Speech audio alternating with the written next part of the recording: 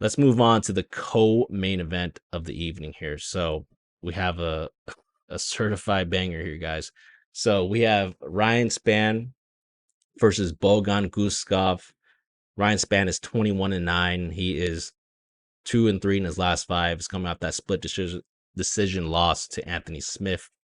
Bogdan Guskov, 15-3. He is 4-1 his last five, coming off that KO victory over Zach Poga. I remember that was a pick that we called for Guskov. That was a really confident underdog play for us. So the odds right now, minus 200 for Spann, open up at minus 255. Yeah, so I'm siding with the veteran Spann in this matchup. And, we were on Guskov in the last matchup. I think it's time to get off. I mean, this is going to be a co-main event. The fight, it may be actually be closer than people think because, Spann and Guskov, I feel like they fight similarly, on the feet. They do a lot of single shots, not a lot of combinations, and they both like to start fast. So I think we're going to get a lot of like laser, like 1-2s, those kind of shots on the feet.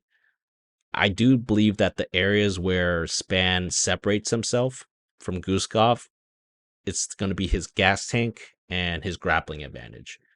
And, Spann, he's not like a D1 wrestler or like a jiu-jitsu champion, but he does have 12 sub wins in his career, which is, kind of shocking when you actually look at it. He has 12 sub wins in his career, and he has some decent takedown stats. I mean, if you look at here, 1.29 takedowns landed per 15 minutes, 35% takedown accuracy.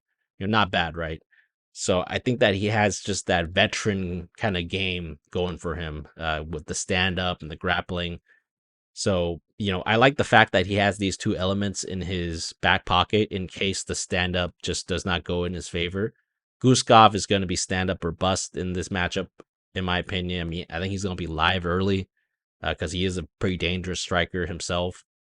But the later the fight goes, Spann should just be able to gain the advantage on Guskov. Guskov has not been past the first round since 2019. So I'm very tempted to lay the minus 200 juice on Ryan Spann, but I'm just going to pass for now because I just don't trust them 100% as a 2-1 favorite.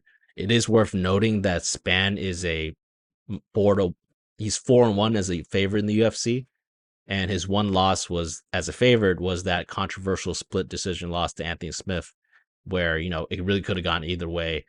I had the fight for Spann myself, but sometimes the judges see something different. So yeah, pick here is going to be Spann via club and sub. For now, I'm going to pass, but we'll look into that. Maybe there's going to be some dog action taken on Guskov, and we might get some better odds for Spann as the week goes on.